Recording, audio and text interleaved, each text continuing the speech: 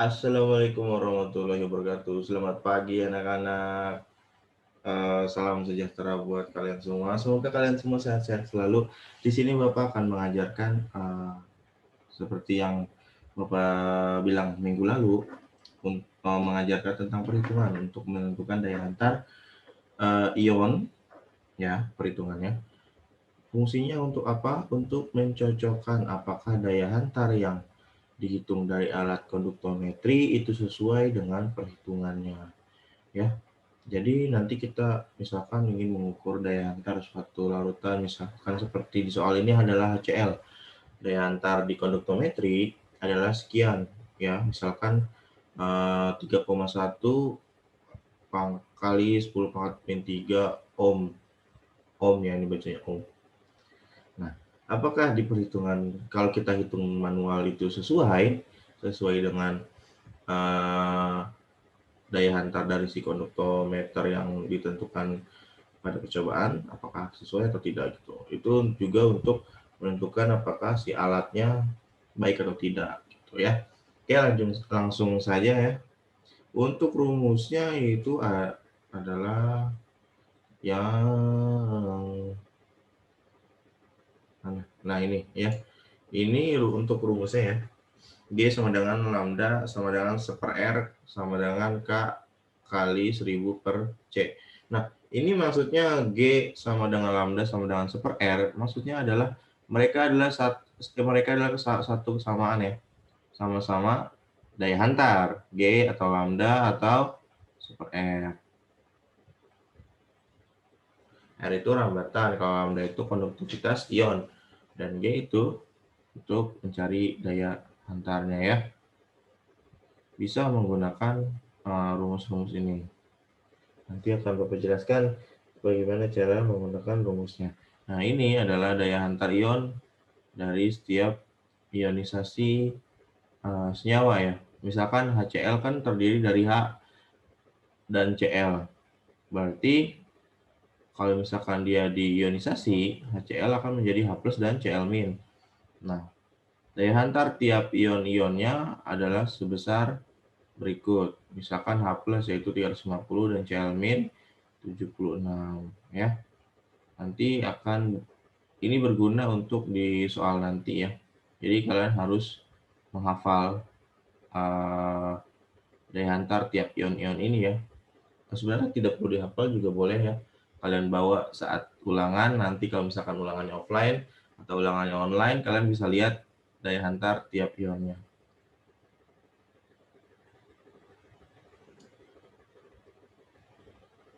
Oke, lanjut. Untuk contoh soal, ya di sini ada contoh soal dan sudah ada jawabannya. Kita akan bahas langsung bagaimana cara pengerjaannya. Oke, di sini soalnya adalah hitung daya hantar listrik dari larutan HCl dengan konsentrasi 0,01 N. Ya, konsentrasinya 0,01 N. Bila daya hantar ion H+ 350 dan Cl- 75 dengan konstanta sel 0,2 cm. Konstanta sel ini adalah si batang konduktometer ya. Si batang karbonnya. Oke, jadi langsung aja rumusnya seperti ini. Kita coret-coret dulu ya. Tadi rumusnya yaitu kan yang G sama dengan lambda sama dengan 1/R sama dengan apa lagi? K ya, K kecil. K kecil dikali 1000 dibagi C. Nah, C ini adalah konsentrasi.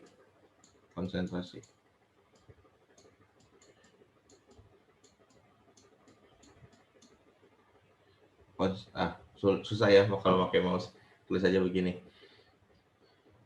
Dan si K ini, K kecil ya, itu adalah jumlah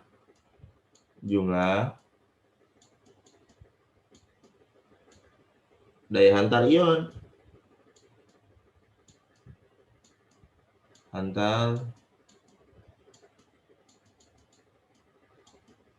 ion.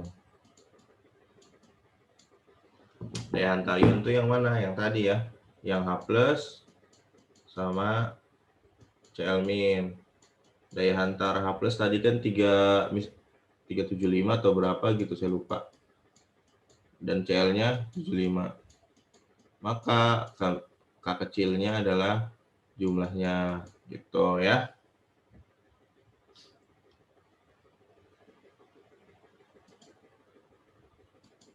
Oke. Jadi tadi di soal ada konsentrasi C-nya 0,0, konsentrasi HCl ya. Konsentrasi HCl. Konsentrasi HCl 0,01 N, normalitas. Satuannya normalitas. Lalu K-nya, kecilnya ada H+ sama Cl-. Si H+ punya 350 ya. 350 besarnya. Dan Cl-, maaf. Cl-nya 75. Jumlahnya jadinya K-nya 425. Oke.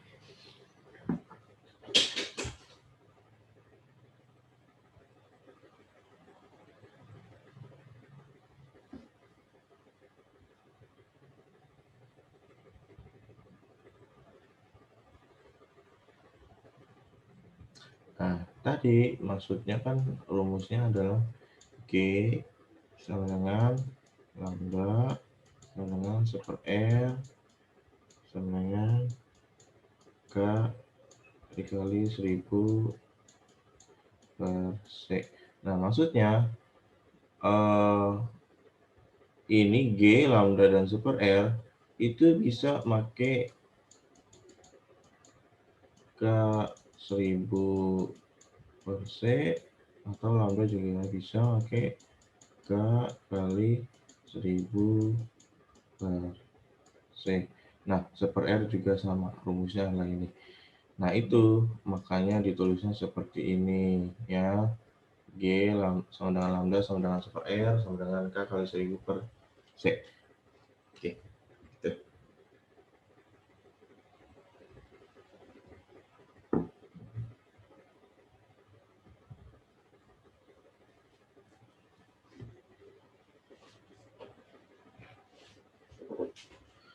Oke, selanjutnya si 1/R ini,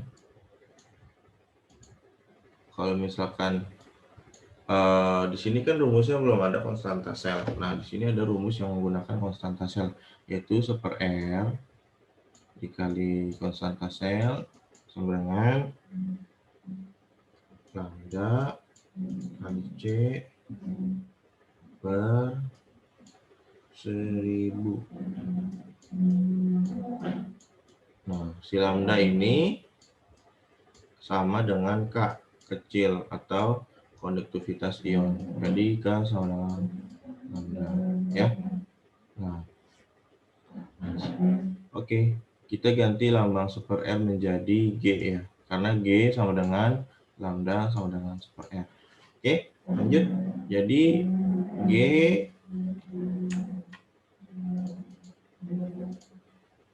dikali konstanta sel sama dengan lambda kali C per 1000. Dan G sama dengan lambda kali C per 1000 dikali konstanta sel. Nah, ini rumus akhirnya. Jadi kalau misalkan diketahuinya cuma konduktivitas ion,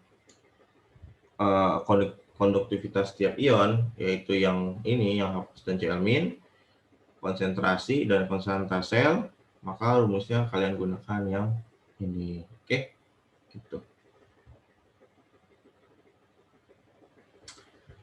Oke, lanjut. Jadi kita gunakan rumus yang ini.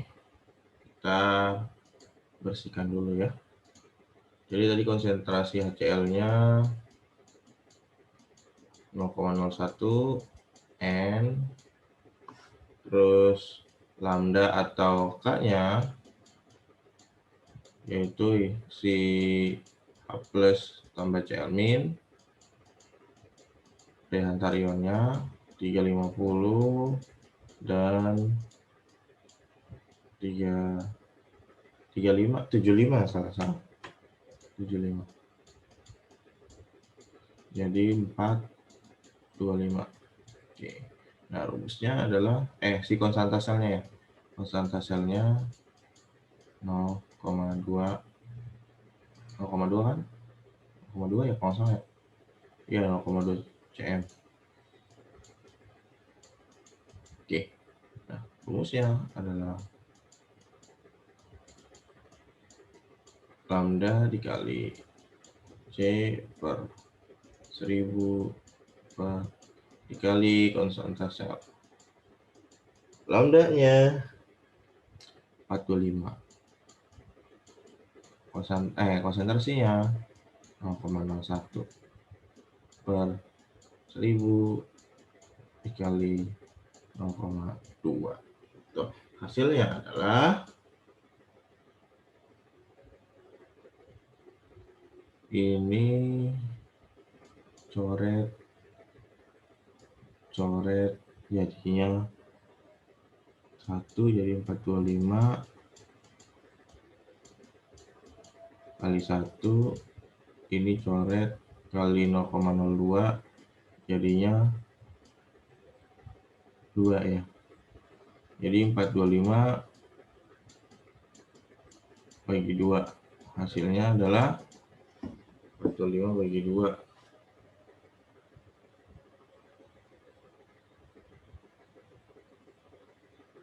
212,5.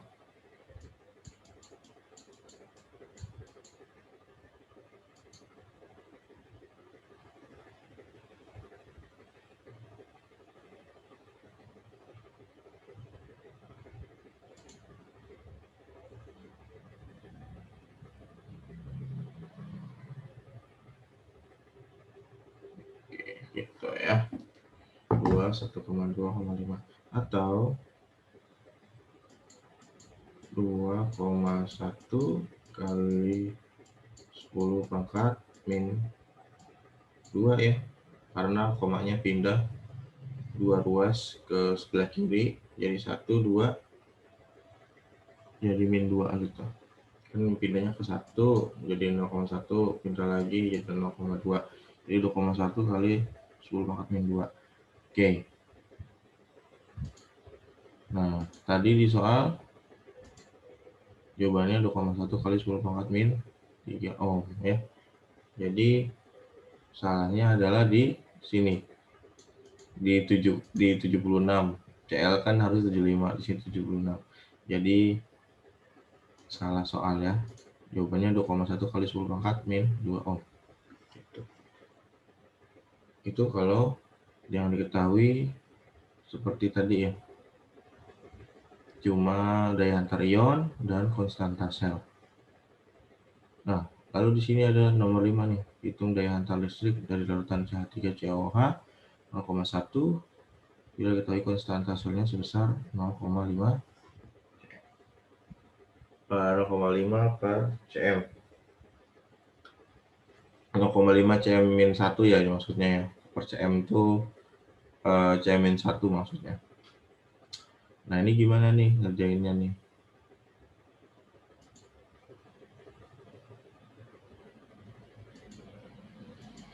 Yang diketahui hanya konsentrasi dan konstanta sel.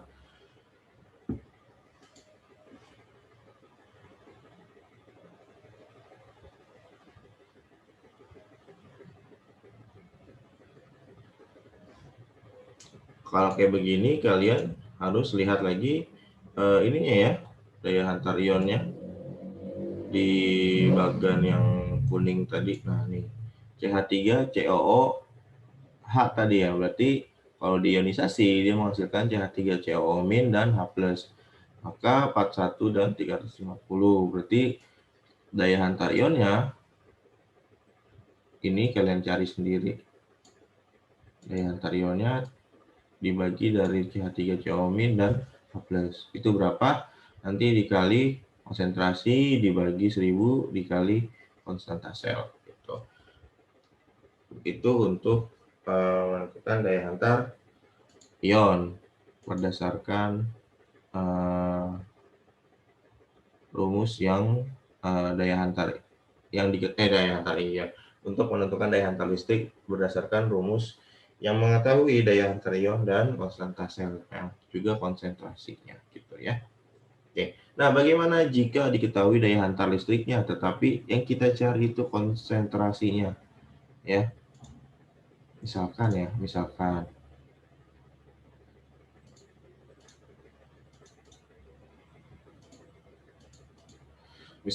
konsentrasi yang dicari daya hantar ionnya udah ketemu, misalkan 2 dari larutan CH3COOH. Ini kan berarti jadinya CH3COO- tambah H+. H+ itu 350. Si CH3COOH itu berapa ya?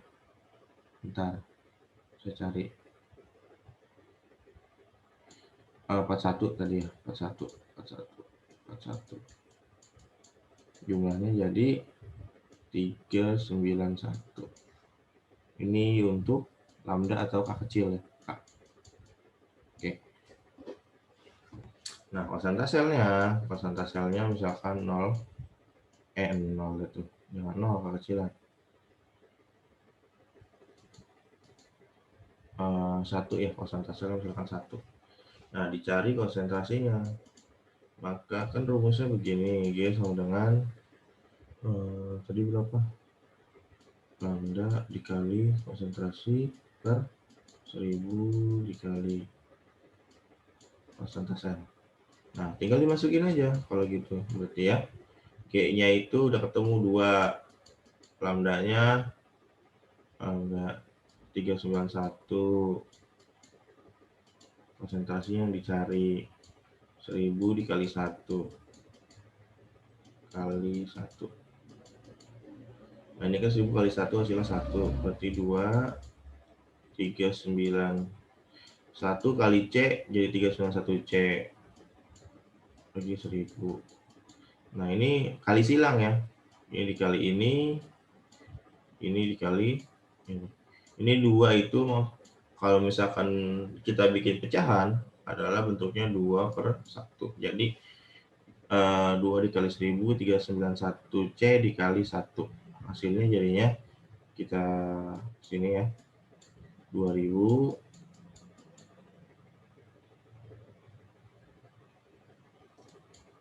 sama dengan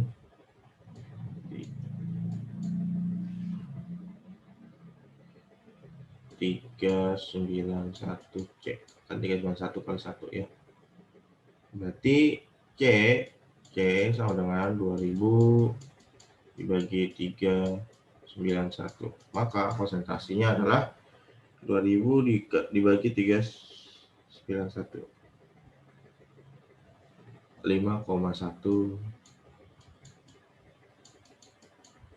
N atau normalitas. Itu ya. Jadi tinggal masukin datanya aja. Nanti kalau misalkan yang diketahui daya hantarnya, konsentrasinya, dan konstanta sel, berarti yang dicari yang ini.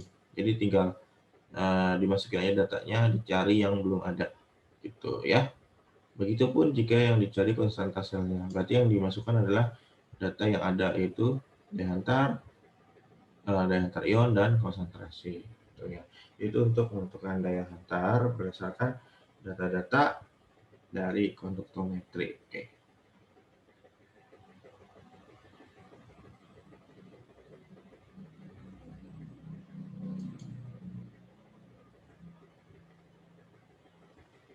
Oke, begitu untuk yang diantar. Cukup sekian. Wassalamualaikum warahmatullahi wabarakatuh.